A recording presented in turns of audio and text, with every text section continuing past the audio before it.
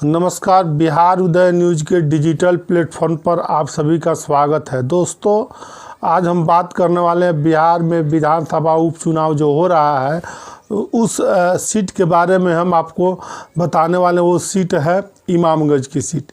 इमामगंज की सीट यूँ तो जीतन राम मांझी के नाम से जानी जाती है। हालांकि एनडीए गठबंधन ने हम पार्टी के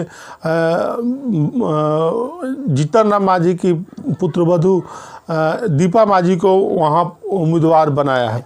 देखिए इस सीट पर कौन कौन से उम्मीदवार है, किस पार्टी से है, उनका क्या क्या बैकग्राउंड है, क्या शिक्षा है, कुछ संपत्ति क्या है और क्रिमिनल केस है कि इस सब बातों पर हम बात करेंगे। तो इससे पहले हम आगे बढ़े कि एक प्यारा सा रिक्वेस्ट की, अगर आप चैनल पर नए हैं तो बिहार उदय न्यूज़ को सब्सक्राइब कर दीजिए, बेल आइकन दबा दीजिए, जिससे आपको आगे की जानकारी मिलता रहे। का नाम इमामगंज है, जहां बिहार में 13 नवंबर को चुनाव होने वाले हैं। उसके अनुसार दीपा मांझी एनडीए गठबंधन से उम्मीदवार है, हम पार्टी से उम्मीदवार उनको बनाया गया है। 44 साल उम्र है और शिक्षित है, एमए की हैं और क्रिमिनल केस कोई नहीं है। कुल संपत्ति 3 करोड़ 37 लाख रुपए है। प्रोफेशन में वो व्यवसाय करती हैं। अब INDA यानी महागठबंधन के उम्मीदवार के बारे में बात करते हैं तो रोशन मांझी को आरजेडी ने वहाँ उम्मीदवार बनाया। उनकी उम्र 39 साल है और 12वीं तक उनकी शिक्षा है। क्रिमिनल केस उन पर 2 है और कुल संपत्ति 30,90,000 है। वो कृषि का व्यवसाय करते हैं। अब हम बात करते हैं जितेंद्र पासवान की, जो जनसुराज पार्टी से उम्मीदवार है। उनको जनसुराज ने जितेंद्र कुमार पासवान को उम्मीदवार बनाया और साथ ही साथ उनको वहां पर चुनाव मैदान में उतारा है। उनको उम्र 47 साल है। उन्होंने भी 12वीं तक शिक्षा ग्रहण की है। क्रिमिनल केस उन पर 2 है। कुल संपत्ति 92 लाख है और प्रोफेशन रिटायर्ड चिकित्सक है, माने पेशे से जो हैं उम्मीदवार जनसुराज के, वो पेशे से शिक्षक है। तो आपको बताते चले कि बिहार में विधानसभा उपचुनाव हो रहा है। आज हम चर्चा कर रहे हैं जो सीट है इमामगंज सीट को लेकर।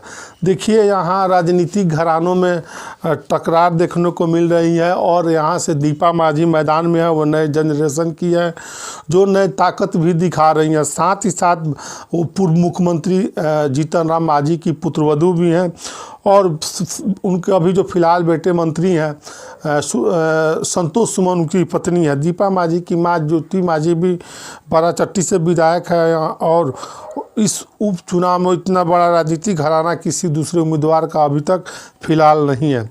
वहीं आरजेडी ने यहाँ पे रोशन मांझी को उम्मीदवार बनाया और जनसुराज ने जितेंद्र पासवान को, डॉक्टर है जो पेशे से, उनको उम्मीदवार इमामगंज चुनाव में उतारा है। देखिए ये हम पार्टी की सिटिंग सीट है, क्योंकि जीतन राम मांझी लोकसभा में गाया से जा चुके हैं, उसी के वजह में सीट खाली हुई थी और रोशन मांझी को खड़ा किया है वोट काटने के लिए। हालांकि यहाँ पे दावा जीतन राम मांझी का मजबूत दिखता है और जीतन राम मांझी की पतूल लगता है लगभग ये चुनाव जीत जाएगी। हालांकि दीपा मांझी पहली बार चुनाव लड़ रही है, लेकिन जीतन राम मांझी का उनको साथ भी मिल रहा है। हो सकता है सीट वो आसानी से निकाल दे और मांझी समाज पर जीतन राम मांझी की पकड़ भी बहुत अच्छी खासी मानी जाती है। और अब हम बात करते हैं इमामगंज 2020 बिहार विधानसभा चुनाव में क्या 20 के विधानसभा चुनाव में क्या वहां पर किस पार्टियों को कितना वोट मिला था, इस बारे में अब बात कर लेते हैं।